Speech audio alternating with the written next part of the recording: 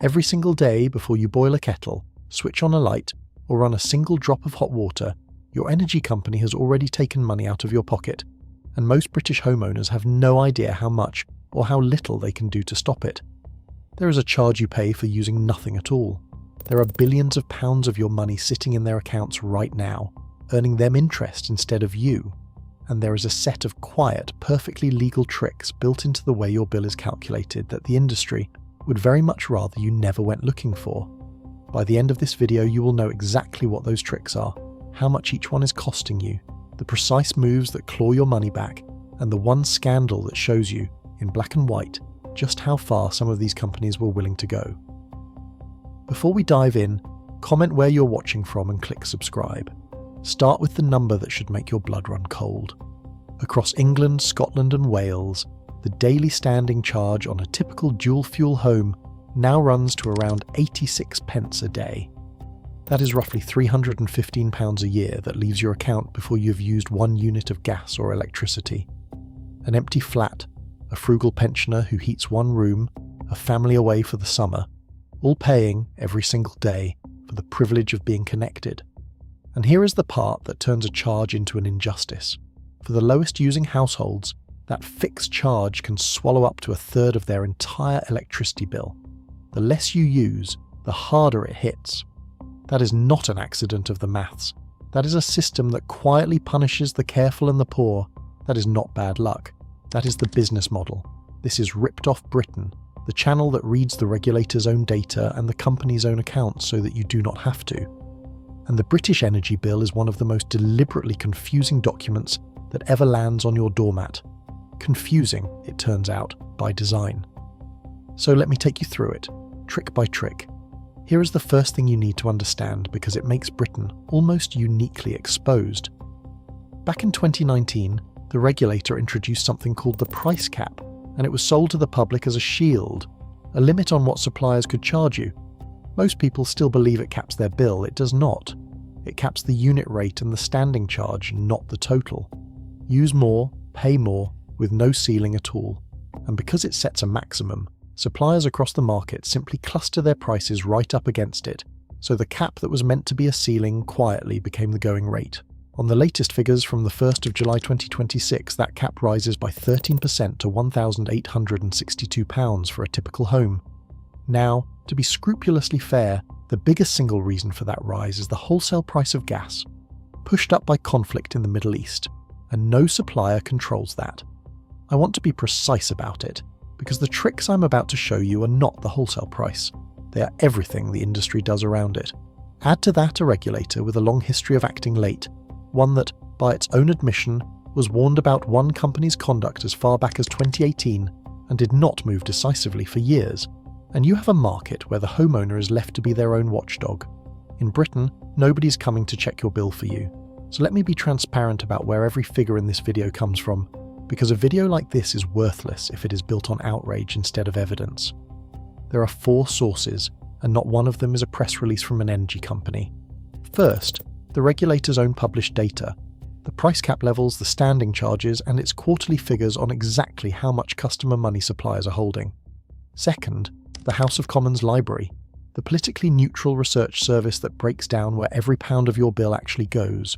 Third, the investigative journalism and the regulator's own enforcement rulings that exposed and punished specific companies. These are not allegations, they are findings, with apologies and checks attached. And fourth, the company's own annual accounts, which tell you precisely how profitable this all was. A couple of these firms would dearly love this video taken down. That is usually the surest sign you are pointing at something real. To understand how it got like this, you have to understand how the bill is actually built, because almost nobody does, and that is exactly the point. Your bill has 2 parts: the unit rate, which is what you pay for the energy you actually use, and the standing charge, the fixed daily fee that runs whether you use anything or not. For decades, energy felt like a simple thing you bought, like petrol. You used it, you paid for it, end of story. Then 2 things happened that changed the relationship entirely. First, the market consolidated into a handful of giant suppliers, and a wave of smaller ones collapsed during the energy crisis. More than 4 million customers were caught up in supplier failures, and here is the sting in the tail almost nobody noticed. When a supplier goes bust, the cost of rescuing it, including the customer credit it was holding, gets spread across everybody else's bills. You are in part paying for the industry's own failures through that standing charge. The second thing was the direct debit. It sounds like a convenience, and it is for them. Because the direct debit is the mechanism that powers the single biggest, quietest trick in the entire business. Let me show you how it works.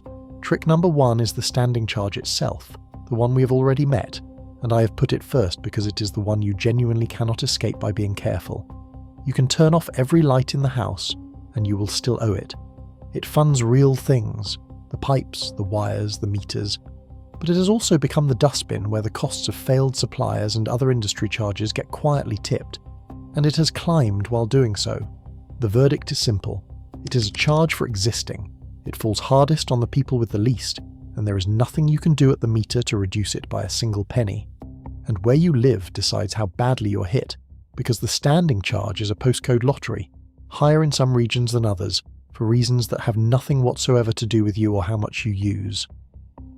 The regulator promised to force every supplier to offer a low standing charge option to customers who barely use any energy. That promise has been quietly delayed. Trick number 2 is the one that should make you angriest, because it is your own money. When you pay by direct debit, you pay a flat amount every month, even though you use far more energy in January than in July. The idea is that you build up credit in summer to cover winter, fine in theory. But it means that for much of the year, the supplier is holding a pile of your cash. And across the industry, that pile is enormous. The regulator's own figures show suppliers have been sitting on more than £3 billion of customer credit, with the average household account in credit by around £200. That is an interest-free loan from millions of homeowners to some of the largest companies in the country. And here is the move within the move. Some suppliers quietly set your direct debit higher than your actual usage justifies, which builds your credit balance faster, your money, their balance sheet. You're legally entitled to ask for that credit back at almost any time. But the rules say they can refuse if it is, and I quote the spirit of it, fair and reasonable to do so, a phrase that is conveniently never properly defined. The verdict. They are holding your money, they are nudging your payments up to hold more of it, and they are betting you are too busy to ask for it back. Trick number 3 is the estimated bill. If you do not send a meter reading, your supplier estimates your usage, and estimates have a curious habit of not landing in your favour. An estimate that is too high inflates the very direct debit and credit balance we just talked about. There is a protection here, to be fair. The back billing rule means that if the supplier's own failure to bill you correctly goes back more than 12 months, they cannot chase you for it. But that rule only helps if you know it exists, and the everyday damage is done long before then, in the slow drip of estimates that quietly overcharge you month after month. The fix costs nothing and takes 30 seconds, and we will get to it. Trick number 4 is the payment penalty, and it is the cruelest because it charges the poorest the most.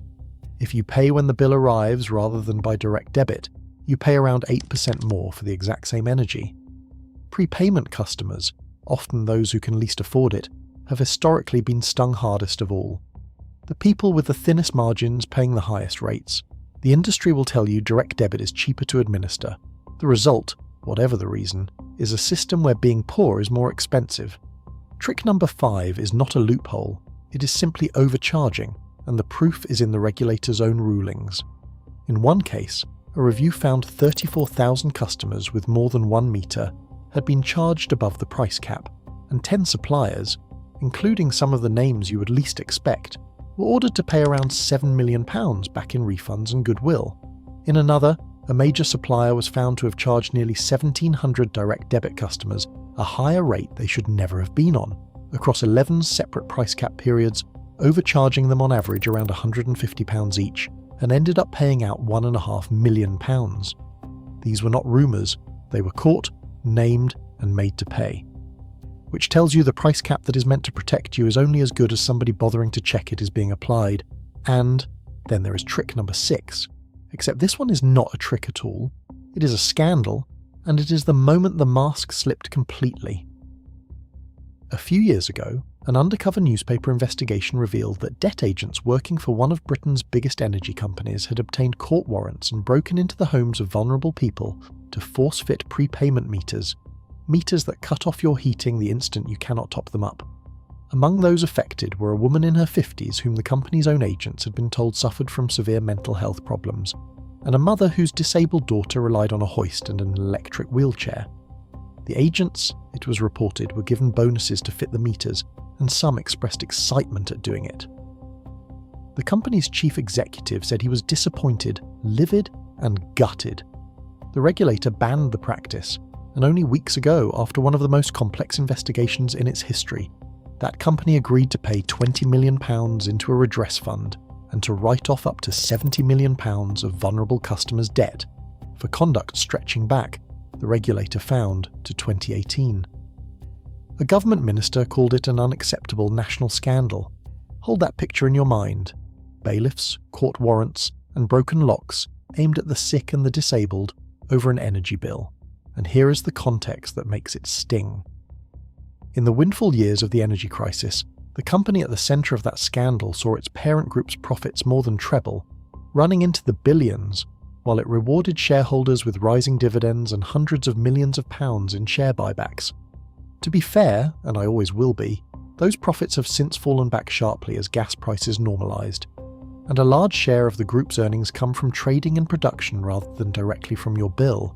But the image is impossible to shake, record returns flowing upward to investors in the very same window that agents were being sent downward, into the homes of the vulnerable, and the debt has not gone away. Total UK household energy debt is now forecast to reach around £7 billion. That is the gap this industry quietly operates inside. Before we get to how you fight back, and you genuinely can, I want to ask you something directly because the comments on these videos always tell the real story. Drop a comment right now and tell me two things: what your daily standing charge is, and whether your direct debit has ever been pushed up while your account was already sitting in credit. My guess is that a lot of you are going to discover your standing charge is higher than you ever realised, because you have never once looked at it. And I am going to guess a good number of you are in credit by a few £100s right now without knowing it. That is not you being careless. That is a system designed so that doing nothing always costs you the most. So here is the good news. The half they would rather you skipped. You're not powerless, and every single trick we have covered has a counter. Counter 1, stop being a default customer. Around 40% of homes are already on fixed tariffs and were completely unaffected by the latest price rise, because a good fixed deal can beat the capped rate outright. If you have never switched, you're almost certainly on the most expensive tariff there is. Counter 2, take a meter reading today and keep doing it monthly. The moment you submit real readings, the estimate game is over, and your bill reflects what you actually used. Counter 3, log in and check your credit balance, especially heading into summer. If you are hundreds of pounds in credit, request it back. It is your money, and a refusal must be explained. Counter 4, if your direct debit looks far higher than your usage, challenge it in writing. And counter 5, the most important one, if a supplier treats you unfairly, you do not have to accept it. Complain in writing, and if they do not resolve it within 8 weeks, take it to the Free Energy Ombudsman, whose decisions are binding on the company. Those 34,000 refunds and that £150 a head payout did not happen by magic. They happened because the rules, finally enforced, have teeth. So here are the rules I want you to write down, because this is where being informed turns into being protected. Rule 1, read your own meter every month without fail. It is the single most powerful thing you can do, and it costs you nothing but 30 seconds. Rule 2, never let them sit on your money. Check your balance every few months and reclaim anything beyond a sensible buffer. Your savings account should be earning that interest, not theirs. Rule 3, know the difference between the cap and a deal. The cap is the ceiling, not the bargain. If you are vulnerable or on a low income, ask to be added to the Priority Services Register, which gives you extra protections the companies will not advertise to you. Write those 3 down and stick them on the fridge. They are worth more than anything on your bill. Now let me put the cost of doing nothing in front of you, because passivity is the most expensive choice of all. Option 1, you do what most people do. You stay on the default capped tariff, you never read the meter, you let estimated bills run, and and you leave a few £100s of credit with the supplier year after year. Over 5 years, the gap between that capped default and a decent fixed deal, plus the interest you never earned on your own credit balance, plus the slow bleed of inflated estimates, can quietly add up to many hundreds of pounds you simply did not need to spend. Option 2, you spend one evening getting it right. You move to a fixed tariff that beats the cap, you set a monthly reminder to read the meter, and you reclaim your credit each summer. The same energy, the same house, the same radiators, for meaningfully less money, with no estimates and no interest-free loan to a company posting profits in the billions during the good years and handing the proceeds to its shareholders. The monthly direct debit was never the true cost of your energy. The true cost is that number plus everything you let them take while you were not looking. Nobody puts that figure on the bill, so let me bring it home. British energy companies are not robbing you with a mask and a crowbar. Although, as we have seen, in the worst cases they came closer to that than anyone should ever have allowed. They are doing it with a standing charge you cannot avoid, a direct debit that holds your money, an estimate that flatters their figures, and a bill written to be too dull and too complicated to question. The wholesale price of gas is not their fault. Everything they built around it is. The system runs on your inattention, and it is engineered so that the easiest thing to do, nothing, is also the most expensive. Do not be polite about it, and do not be passive about it. Read the meter, reclaim your money, question the bill. The companies are counting on you not to. Prove them wrong. If this video saved you money, or opened your eyes to a charge you never knew you were paying, subscribe now and send it to anyone you know who's never once questioned their energy bill, because they are almost certainly paying for the privilege of not knowing. That is all.